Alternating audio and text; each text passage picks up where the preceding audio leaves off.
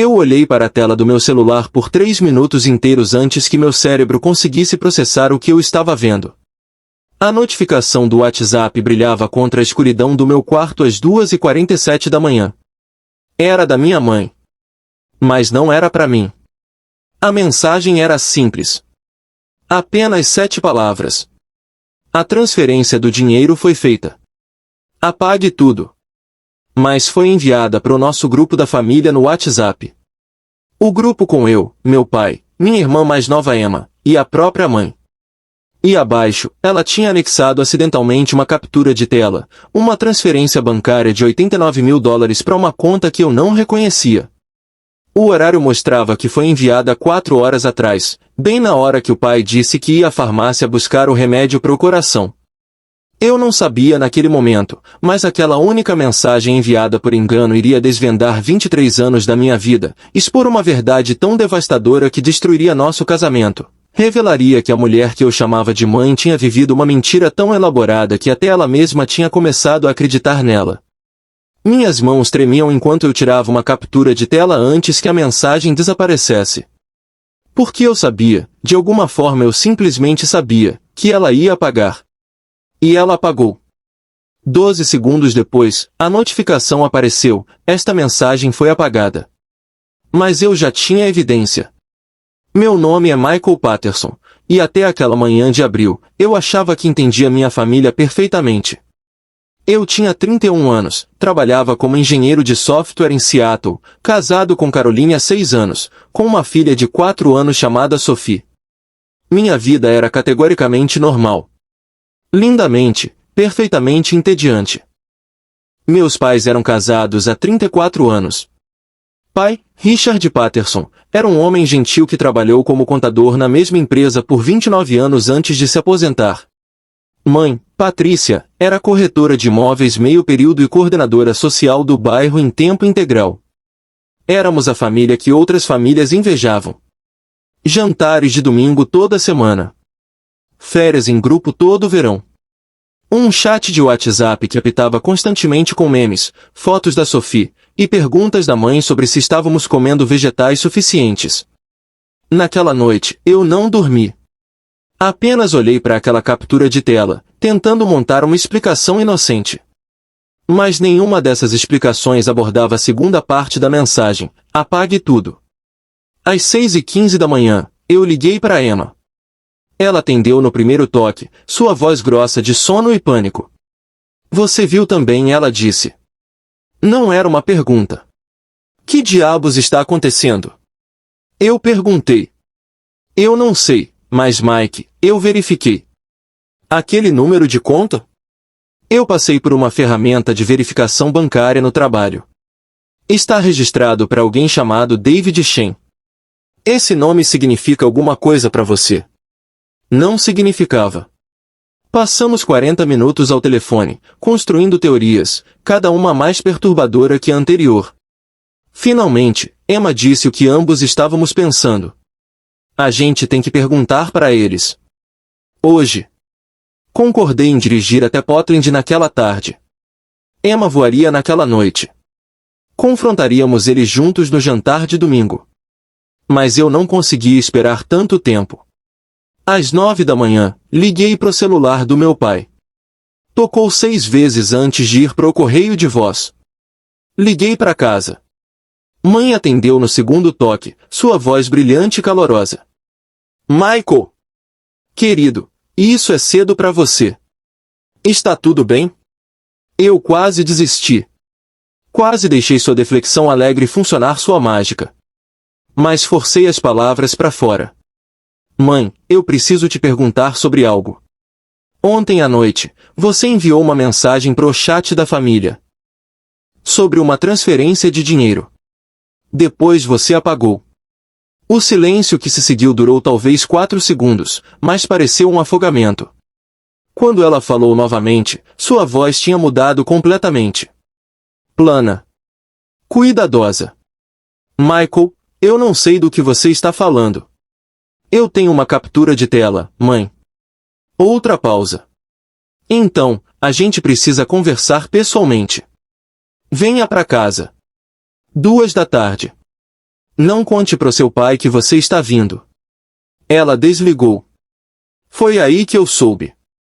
Qualquer coisa que fosse isso, era pior do que eu tinha imaginado. Cheguei na minha casa de infância a 1h47 da tarde. O carro da mãe estava na garagem. O do pai não. Ela abriu a porta antes que eu pudesse bater. Ela parecia mais velha do que eu jamais tinha visto. Seu rosto estava sem maquiagem, seu cabelo preso severamente, e seus olhos pareciam assombrados. Onde está o pai? Eu perguntei. Fazendo tarefas. Temos cerca de 90 minutos. Ela me fez sinal para entrar. Sentamos na mesa da cozinha onde eu tinha comido milhares de refeições. Quem é David Shen? Eu perguntei. Mãe dobrou as mãos sobre a mesa. Elas estavam tremendo. Ele é seu irmão. As palavras ficaram suspensas no ar como fumaça. Eu realmente ri, um som agudo e incrédulo. Isso não é engraçado. Eu não estou brincando, Michael. Ela olhou diretamente para mim, e eu vi que ela estava falando a verdade. David Shen é meu filho. Seu meio-irmão. Ele tem 34 anos. E 3 meses atrás, ele me contatou pela primeira vez na vida dele. A cozinha inclinou. Eu agarrei a borda da mesa. Explique. Agora. E ela explicou. Quando ela tinha 22 anos, antes de conhecer meu pai, Patrícia tinha estado num relacionamento com um homem sino-americano chamado James Shen. Eles ficaram juntos por 2 anos. Ela engravidou. James queria se casar e criar o bebê juntos. Patrícia entrou em pânico.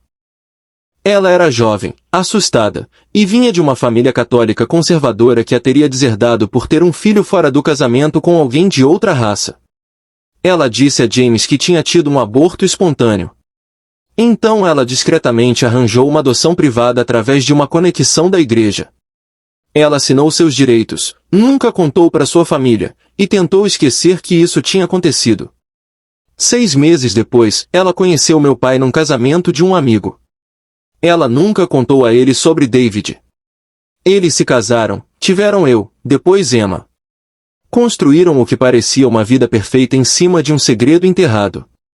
Por 34 anos, eu pensei que nunca o veria novamente. Mãe disse, lágrimas escorrendo pelo rosto. Eu pensei que ele era feliz. O que mudou 3 meses atrás? Eu perguntei, minha voz oca. Ele me encontrou. Através de um daqueles sites de DNA. Ancestry DNA. Ele submeteu sua amostra procurando informações de histórico médico, e eu apareci como mãe dele. Ele me enviou uma mensagem através do site. E a transferência de dinheiro? Ele está doente, Michael. Ele tem doença renal avançada. Ele precisa de um transplante, e o seguro dele não cobre tudo. Ele pediu se eu podia ajudar. Ele disse que não estava tentando arruinar minha vida, ele só precisava de ajuda, e eu era a única família biológica que ele conseguia encontrar. 89 mil dólares. Esse é o total das contas médicas dele. Eu tenho enviado dinheiro para ele há 3 meses. 5 mil aqui, 10 mil ali, e então essa quantia final. Eu tirei das minhas comissões de imóveis, de economias que mantive separadas do seu pai. O pai sabe? Sobre qualquer coisa disso. Ela balançou a cabeça. Ele não pode saber. Isso destruiria. Não apenas o segredo, mas, Michael, seu pai e eu temos tentado manter outra coisa de você e Emma. Aqui vem, eu pensei. A segunda camada. Seu pai está morrendo. As palavras me atingiram como um golpe físico. O quê? Ele tem câncer pancreático. Estágio 4. Terminal. Descobrimos 6 meses atrás. Os médicos deram a ele talvez 1 ano, provavelmente menos. Eu não conseguia falar. Não conseguia processar. Meu pai estava morrendo, e ele tinha escondido isso. Minha mãe tinha um filho secreto, e ela tinha escondido ele. Então você está morrendo por dentro, vendo o pai morrer, e de repente esse estranho aparece pedindo dinheiro que você não tem. Eu tinha algum dinheiro, ela disse quietamente. Mas não o suficiente. Então eu fiz algo de que não me orgulho. O que você fez, mãe? Ela se levantou e caminhou até a gaveta da cozinha, puxando uma pasta. Ela deslizou pela mesa até mim. Dentro estavam documentos, extratos financeiros e uma apólice de seguro de vida sobre meu pai. A apólice é de $500.000, ela disse. Eu a tenho há anos. Mas 3 meses atrás, eu aumentei a cobertura para 1.200.000. E eu tenho triturado o remédio de pressão arterial dele e colocando no chá da noite. Só o suficiente para fazer o coração dele trabalhar mais. Só o suficiente para acelerar as coisas. Eu me levantei tão rápido que a cadeira caiu para trás. Você está matando ele. Ele já está morrendo. Ela gritou, e eu nunca tinha ouvido minha mãe gritar daquele jeito. Ele está com dor todo santo dia. Ele está perdendo peso, ele mal consegue subir escadas, e ele está fingindo que está tudo bem porque não quer que a gente sofra. Eu estou dando a ele misericórdia, Michael. Misericórdia e um jeito de salvar a vida do meu outro filho. Você está assassinando ele por dinheiro. Eu estou terminando o sofrimento dele e ajudando David. Você não entende? Eu abandonei uma criança para construir uma vida, e agora essa vida está desmoronando de qualquer jeito. Pelo menos eu posso salvar um dos meus filhos antes que tudo termine. Peguei meu telefone. Eu vou ligar para a polícia. E dizer o quê? A voz da mãe tinha ficado fria agora, calculista. Que você suspeita que seu pai moribundo está recebendo uma dose extra do próprio remédio dele? Eles não vão encontrar nada. A autópsia vai mostrar câncer e insuficiência cardíaca. Só isso. E foi aí que eu percebi que minha mãe não estava apenas desesperada. Ela tinha cruzado uma linha em algum lugar nos últimos 3 meses, e a mulher parada na minha frente era capaz de qualquer coisa. Saí de lá e liguei para Emma. Contei tudo. A resposta dela, depois de um longo silêncio, a gente precisa falar com David. Ela estava certa. Em 1 hora, Emma tinha rastreado ele através do site de DNA e redes sociais. David Shen morava em Sacramento, trabalhava como professor de matemática do ensino médio, e era casado com 2 filhos. Encontrei o número de telefone dele. Às 7h34 da noite, eu liguei para ele. Ele atendeu no 3º toque. Alô? É David Shen? Sim, quem está falando? Meu nome é Michael Patterson. Eu sou o filho de Patricia Patterson. Acho que a gente precisa conversar. A linha ficou quieta. Então, o quanto você sabe? Tudo. Quanto disso é verdade? Eu preciso de um transplante de rim. Essa parte é real. Eu encontrei Patricia através de teste de DNA. Isso é real. Eu pedi ajuda a ela. Ela enviou dinheiro. Ele pausou. Mas eu nunca pedi $89.000, Michael. Eu pedi 5.000 para ajudar a cobrir testes e medicações. Ela continuou enviando mais. Eu continuei dizendo a ela para parar, que era demais, mas ela insistiu. Meu sangue congelou. Então você não sabe para onde o resto do dinheiro foi? Que resto do dinheiro? Contei a ele sobre a transferência de 89.000. Sobre a mensagem apagada. Sobre tudo. Quando terminei, David ficou quieto por um longo momento. Michael, eu preciso te contar outra coisa. Cerca de 3 semanas atrás, Patricia me ligou e perguntou se eu estaria disposto a conhecer seu pai. Ela disse que estava pronta para contar a verdade a ele, e ela queria que todos nós tivéssemos uma chance de nos conhecer antes que ele falecesse. Eu disse sim. Planejamos nos encontrar neste sábado que vem. Ela me disse que o pai não sabe de nada. Então ela mentiu para um de nós. Nos próximos 4 dias, Emma e eu nos tornamos detetives da nossa própria família. Não contamos a Caroline ou ao namorado da Emma a história completa. Sexta-feira de manhã, dissemos aos nossos pais que queríamos levá-los para jantar no sábado à noite, todos nós juntos, uma refeição familiar especial. Mãe pareceu em pânico. Pai pareceu encantado. Na verdade, pai disse com um sorriso, sua mãe e eu estávamos planejando ter uma discussão familiar no sábado de qualquer jeito. Isso é perfeito. Sábado chegou. Emma e eu chegamos na casa às 4 da tarde.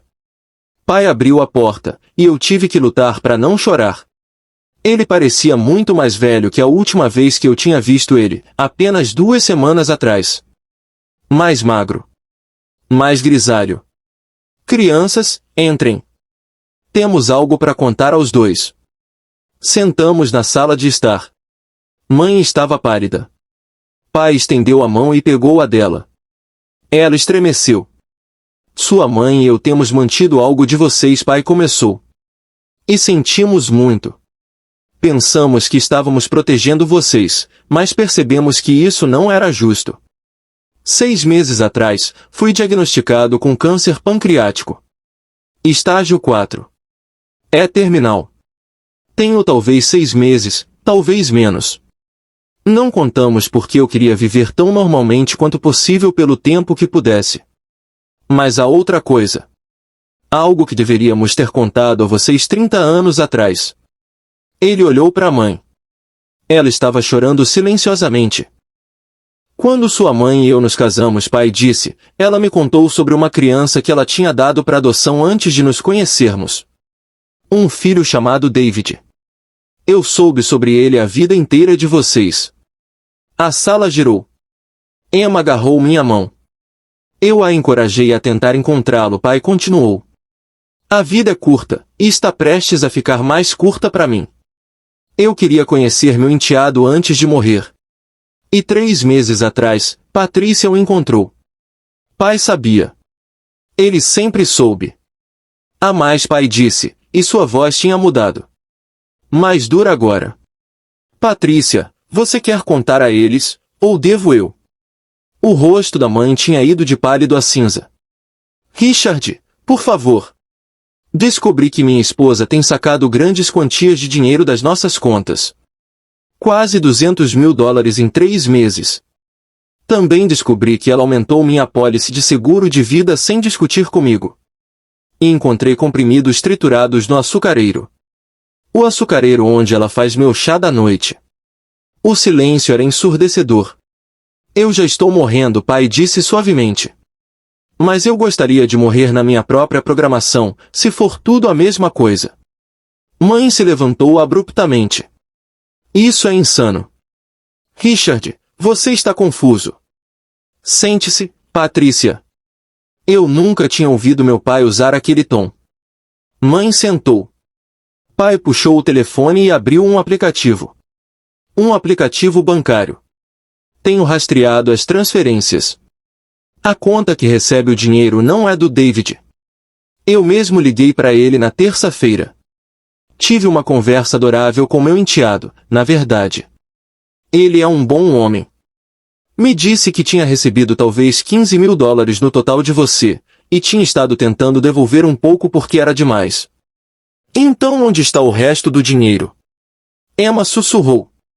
Pai tocou na tela do telefone algumas vezes mais, então a virou para nos encarar. O dinheiro tem ido para uma empresa chamada Pacific Horizons Investments, que está registrada para Marcus Webb. O nome atingiu a sala como uma bomba. Marcus Webb. O antigo namorado da mãe do colegial. Aquele com quem ela quase se casou. Você estava tendo um caso, eu disse sem rodeios. O rosto da mãe desmoronou. Não é assim. Marcos e eu nos reconectamos no Facebook há 2 anos.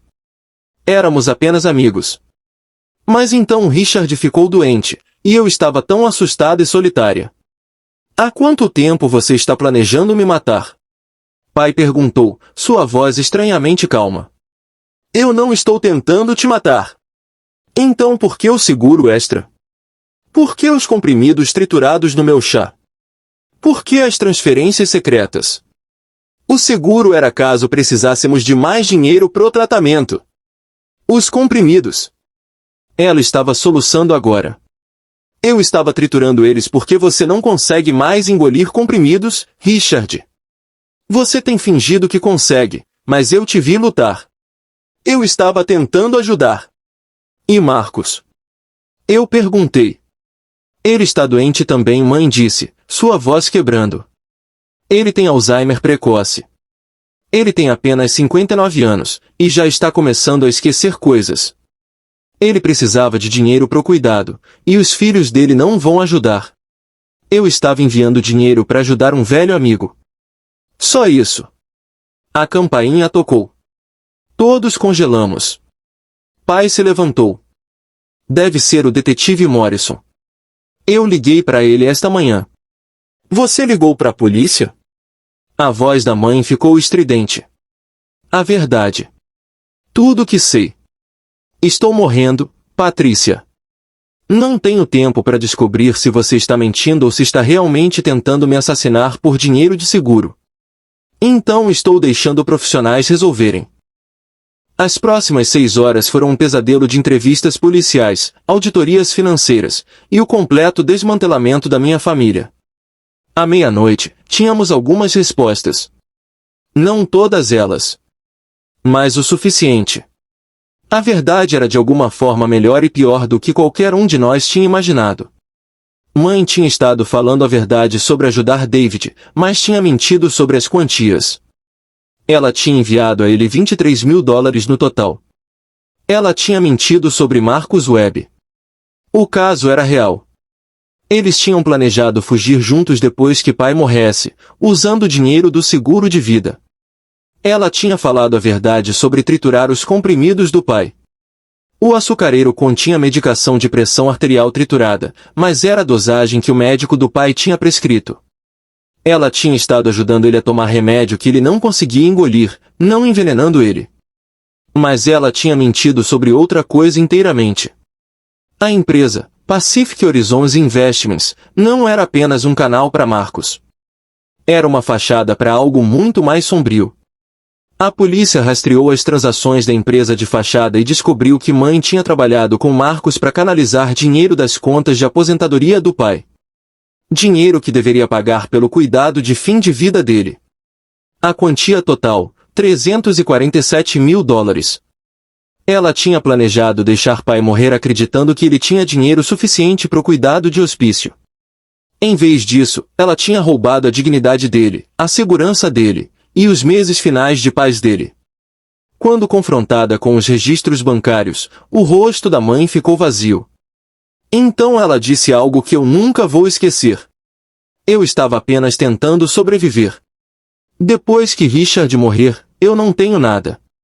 Vocês crianças têm suas próprias vidas. David não me conhece. Marcos era a minha única chance de não morrer sozinha. Então você roubou a morte do pai dele e Emma disse, sua voz como gelo. Você fez os últimos meses dele sobre medo e paranoia em vez de paz. O detetive perguntou se pai queria pressionar acusações. Pai olhou para a mãe por um longo tempo. Então disse, não. Eu só quero ela fora da casa. Esta noite. E foi assim que terminou. Não com uma prisão dramática, mas com minha mãe fazendo uma mala às 2 da manhã enquanto seu marido moribundo assistia da porta do quarto deles e seus filhos ficavam no corredor como estranhos. Ela saiu. Mudou-se para morar com Marcos na Flórida. David dirigiu de Sacramento 3 dias depois. Nos encontramos com ele e sua família num restaurante tranquilo. Foi surreal, apertando as mãos de um irmão que eu nunca tinha conhecido.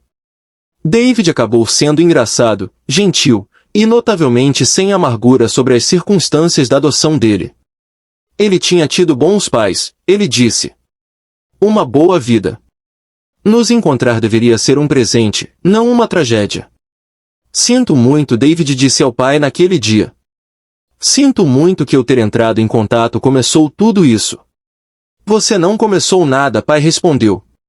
Você apenas revelou o que já estava lá. Pai morreu 7 semanas depois. Foi pacífico. Emma e eu estávamos lá, segurando as mãos dele. David veio 2 vezes mais, trazendo a esposa e os filhos. Mãe não veio ao funeral. Ela enviou flores com um cartão que dizia simplesmente, sinto muito. Eu o amei.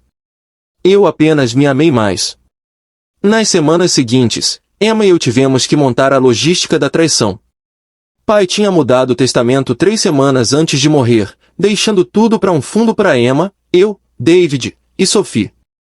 O seguro de vida restante foi pro fundo de transplante do David. O relacionamento de mãe e Marcos implodiu em 6 meses. O Alzheimer dele progrediu mais rápido que o esperado, e Patrícia, sem acesso ao dinheiro que tinha roubado, não podia pagar pelo cuidado dele. Os filhos dele o mudaram para uma instituição perto deles. Por último que eu vi, mãe estava morando sozinha num apartamento estúdio, trabalhando no varejo para pagar aluguel. Ela envia mensagens de texto às vezes. Longas, desculpas divagantes que não se desculpam completamente. Eu não respondo. Emma também não. David conseguiu o transplante dele.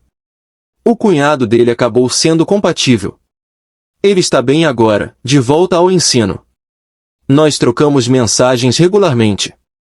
Tivemos o dia de ação de graças juntos no ano passado, a família dele, a minha, a da Emma. Foi estranho, mas bom. Uma nova família construída em cima dos escombros da velha. Eu penso naquela mensagem de WhatsApp às vezes. A transferência do dinheiro foi feita. Apague tudo. 7 palavras que expuseram 34 anos de segredos, revelaram minha mãe como alguém que eu não reconhecia, e de alguma forma me deram um irmão que eu não sabia que precisava. As pessoas perguntam se eu sinto falta da minha mãe. A verdade é que eu não sei de quem eu sentiria falta. A mulher que fazia panquecas de gotas de chocolate todo sábado? A que organizava churrascos do bairro? Ou a mulher que roubou de seu marido moribundo?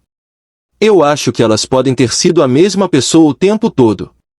Apenas facetas diferentes pegando luz diferente. O que eu aprendi é isto: a tecnologia não traiu nossa família. Mãe traiu. A mensagem de WhatsApp foi apenas a mensageira, entregando uma verdade que já estava lá, apodrecendo sob a superfície de jantares de domingo e fotos de família. O mundo digital não cria traição. Ele apenas torna mais difícil esconder. E às vezes isso é exatamente o que precisa acontecer. Eu tenho as palavras finais do meu pai escritas num pedaço de papel na minha carteira. Ele as disse na noite antes de morrer, quando éramos só nós dois, e eu perguntei se ele se arrependia de ter se casado com a mãe sabendo o que ele sabia agora. Ele sorriu, esse sorriso minúsculo e triste, e disse: eu me arrependo de que ela nunca confiou que a verdade teria sido suficiente. Que ela nunca acreditou que poderíamos ter sobrevivido a isso juntos. Mas eu não me arrependo de você, ou Emma, ou da vida que tivemos antes das mentiras tomarem conta. Essas partes eram reais, Michael. Segure-se a essas. Então eu faço. Eu me seguro às partes reais. As panquecas de sábado e as férias em família e o pai que nos amou o suficiente para nos proteger até da nossa própria mãe. E eu me seguro as novas partes também. O irmão que ganhei do caos. O entendimento de que família não é apenas sangue e história, é também escolha e presença. Sophie tem 9 anos agora. Ela pergunta sobre a avó às vezes. Eu conto a verdade a ela, que a vovó cometeu alguns erros e machucou pessoas, e às vezes quando as pessoas nos machucam, precisamos de espaço para curar. Você ainda a ama? Sophie me perguntou uma vez. Eu pensei sobre isso por um longo tempo. Eu amo quem ela era antes de eu saber o que ela tinha feito. Eu não sei se isso conta. Eu acho que conta, Sophie disse, e enrolou os braços ao redor do meu pescoço. Talvez ela esteja certa. Talvez o amor não tenha que fazer sentido para ser real. Mas a traição também não. E na nossa família, aprendemos que eles podem existir no mesmo espaço, enviados da mesma pessoa, entregues através do mesmo dispositivo que também nos traz fotos dos nossos filhos e lembretes para comprar leite e mensagens que dizem "eu te amo", de pessoas que realmente querem dizer isso. Algumas coisas sobrevivem à devastação. E alguns segredos, uma vez revelados, nunca podem ser escondidos novamente, não importa quantas vezes você aperte apagar. E aí, galera, curtiram a história? De qual cidade vocês estão escutando? Vamos bater um papo aqui nos comentários. Se essa história te tocou, uma forma incrível de apoiar o canal é mandando um super obrigado. Essa ajuda é fundamental para que eu possa trazer cada vez mais histórias como essa para vocês. Muito, muito obrigado mesmo por todo esse carinho e apoio de vocês. Mal posso esperar para ler o que vocês acharam. E tem muito mais conteúdo vindo por aí aqui no canal, viu? Não esquece de se inscrever. Nos vemos na próxima história de vida. Um abraço, com amor e respeito.